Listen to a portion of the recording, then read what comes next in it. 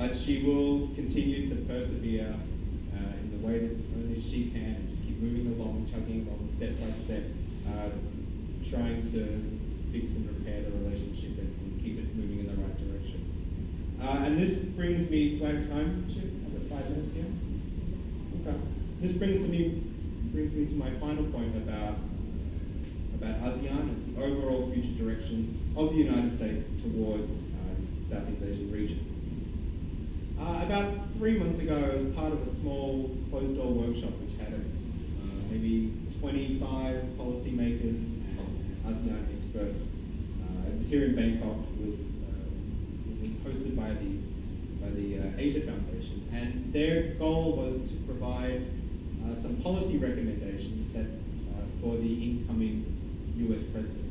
So the head of this delegation is currently on the way to the United States, and he will present these findings to the new incoming US president in a couple of weeks. They do similar programs in Northeast Asia, Southeast Asia, and in Australia and New Zealand. The prevailing view of this conference from these Southeast Asian policymakers was that they want continuity in US policy towards the Asian Pacific. This means they want stability. They want more of the same. The United States benefits greatly from its relationship with ASEAN. US investments in Southeast Asia deliver higher returns than other regions in the world. The region's leading multilateral forums, which the United States is increasingly engaged in, are centered in ASEAN. President Obama said himself that US is a Pacific power, and the stability of the Asia Pacific is predicated on stability in ASEAN. So it means that the incoming US president cannot ignore Southeast Asia at all.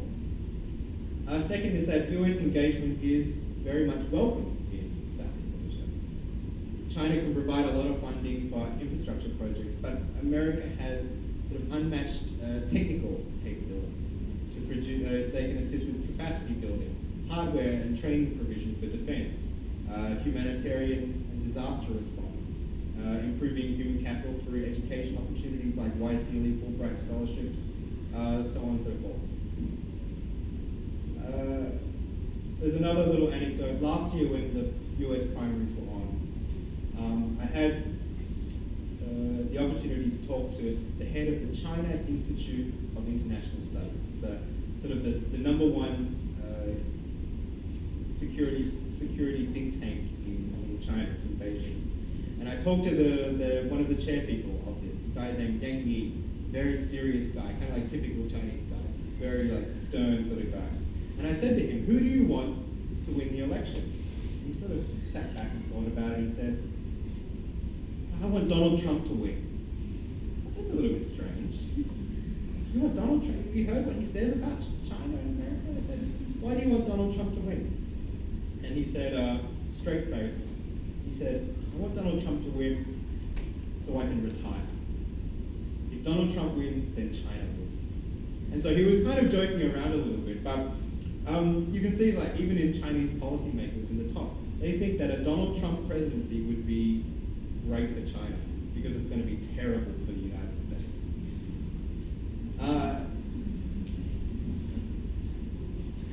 If Donald Trump wins, we can expect instability, the opposite of what ASEAN countries want. We can expect the pivot to be ignored. It won't be called a rebalance or a pivot anymore. If there is any form of policy towards Southeast Asia, it's going to be called something completely different. But there will be a large scale back of the United States engagement in Asia. Yeah. Now, we've got a 76% chance of Hillary winning, so maybe we'll focus a bit more on her. For Clinton, we have to remember that when she was Secretary of State, when Obama announced the pivot, she was the person who articulated the details of the pivot in an article in Foreign Affairs. And you can still go to the Foreign Affairs website and you can read all of the details of the pivot written by Hillary Clinton. And one of the senior architects of the pivot, an East Asia expert, Kurt Campbell, he will probably be a fairly influential figure in her first cabinet. So I think we can hope that a Clinton administration will continue the legacy of Obama's rebalance. However, she will be constrained by certain factors. She will not have control over the House of Representatives like Obama did at the beginning of his first term. She doesn't have the charisma of Obama, right? A lot of his, she won't have a honeymoon period in the first 100 days or even 200 days like Obama did. And she will not have the same kind of popular political mandate that she had hoped she might have 1 or 2 years ago, or even maybe 2 or 3 months ago. There was a New York Times article today, and it was called An Unfinished Presidency, Obama Passes the Baton.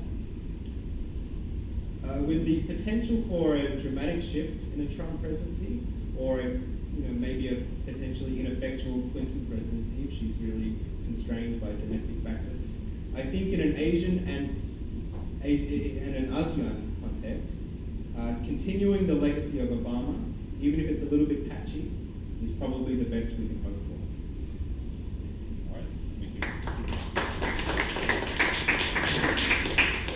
So we actually ran out of time already, but if you still have some questions. Yeah, we can stay for a few minutes if you guys have any questions. 5 to 10 minutes, I guess, from now on.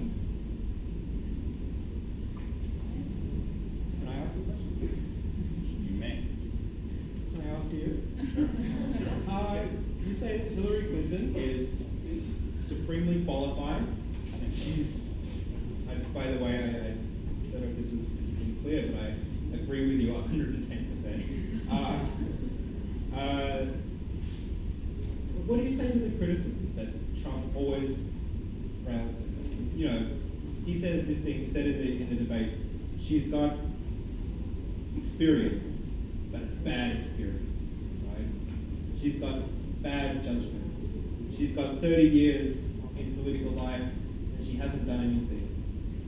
Do you think these are fair criticisms, or do you think this is just Trump being Trump?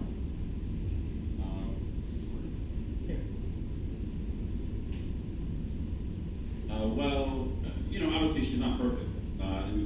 The thing about having such a long career, it means she's been in the limelight a long period of time. If you've been in politics for 30 years, that means you have a longer record, and there's a lot more there to criticize.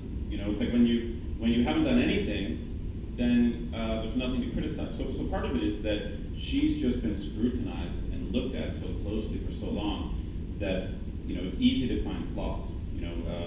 When someone doesn't do anything, there's not much to criticize. So I think that's part of it. But the bottom line is a lot of his criticisms are the same old criticisms that have been coming from Republicans since the 1990s. In the 1990s, they went after the Clintons as hard as they could, and unfortunately, Bill gave them something to run with, like with the Monica Lewinsky scandal. I mean, that was like the biggest gift the Republicans ever had in the last 30 years, because that gave them something to smear the Clintons with. So even though, like for example, even though it's Bill Clinton who cheated, today they somehow criticize Hillary for that as if it's her responsibility. It's like like the whole thing is kind of silly. It's not her fault that he cheated. So I really think that almost all of the scandals they come up with are really not scandals. I think the email controversy, I think it's a legitimate problem. I think she made a mistake. But the FBI in the United States, the FBI is the most Republican part of the American government. It's just filled with conservative Republicans, like law and order people. Like they are the most Republican part of the whole U.S. government. And the head of the FBI was a lifelong Republican.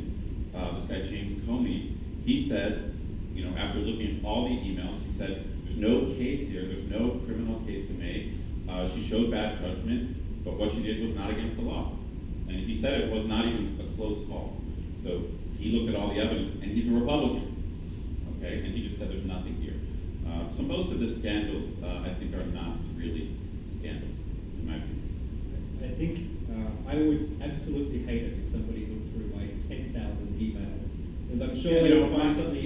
My opinion is like when they literally looked at like 600,000 emails from the State Department and from the Democratic National Committee. So the Democratic National Committee, the DNC, the Democratic Party, their computers got hacked, right? And WikiLeaks like released all the emails. And you know, they have found some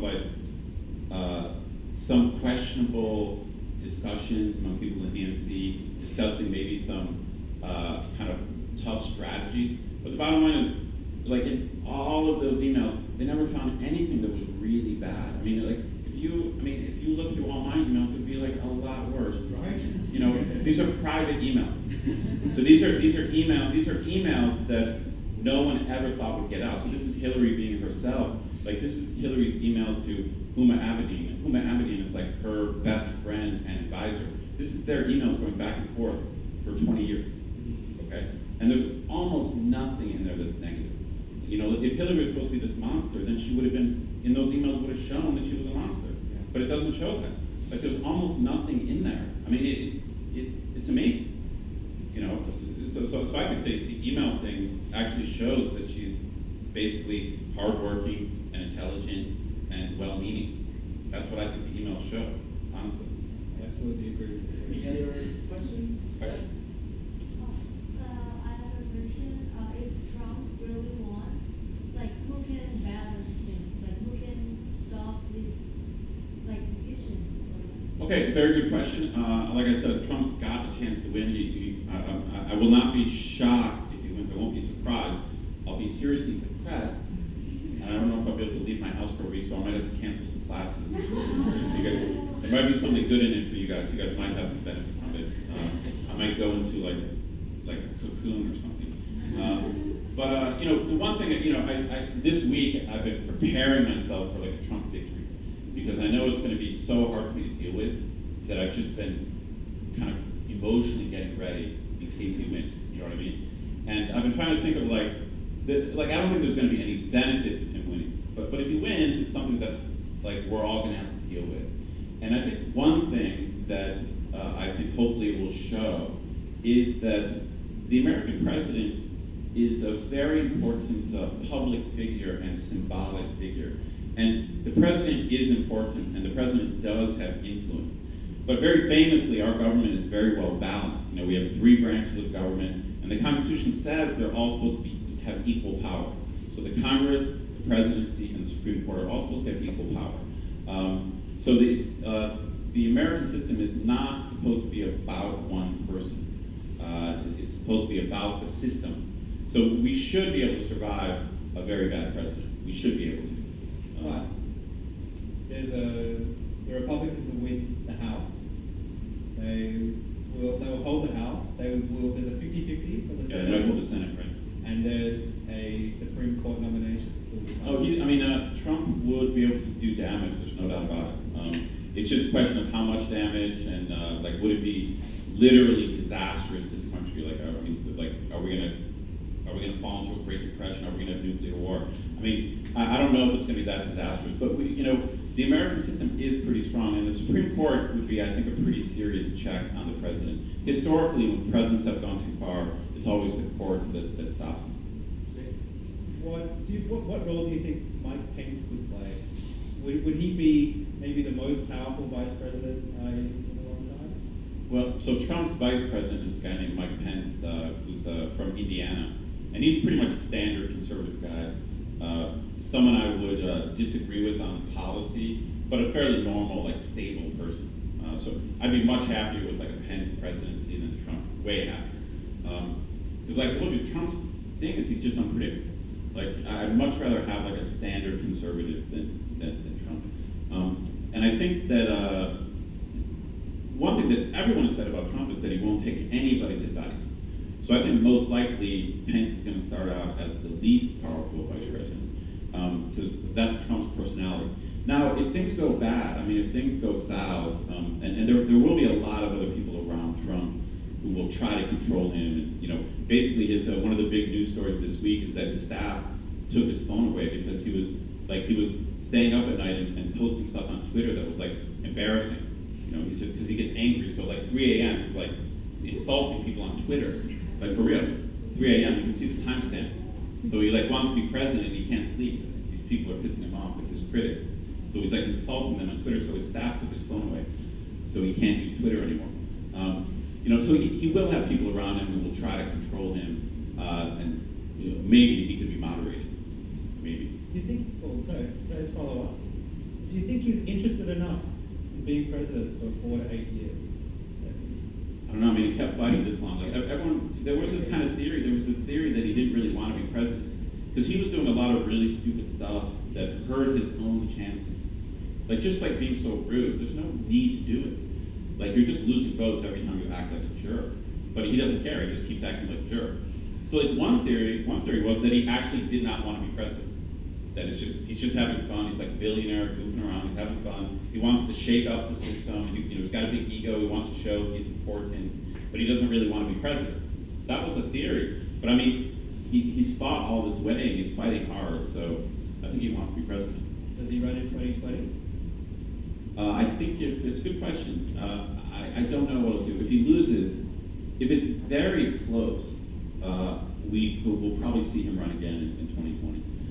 If he gets embarrassed, he may disappear. I mean, he's a billionaire. He doesn't need to be doing it. I mean, as he himself says, he doesn't have to do it. So if it's embarrassed, he might disappear. So I hope he's embarrassed. It seems like you two are on the same page. Yes, we are. Yeah. If Trump wins tomorrow, and would Thailand be able to fit in the same scenario as Jake talked about? China, wanting Trump to win, and maybe it's now the rise of China, the new China or the new Thailand. Would that be possible? Well, let me give my 2 cents because this is his area. But let me just give my 2 cents. My 2 cents is that there are people in Thailand, maybe the government, maybe they really want the U.S. just to stay out of Thailand's business. This is kind of the attitude of Thai people right now. They want the U.S. to stay out of their business. And you can make a good argument. I mean, Jacob pretty much said it, that Trump probably will stay out of Thailand's business more than Hillary. For real. I mean, because bottom line is, he doesn't care that much about the rest of the world. And so if that's your attitude, I just want the U.S. to leave us alone, Trump might be better for you. I mean, that's the honest truth. This would be the expert over here, but I think that's possible. But that could open the door for other powers to come in. Yeah, and in the end, it's like this, it's funny when I look at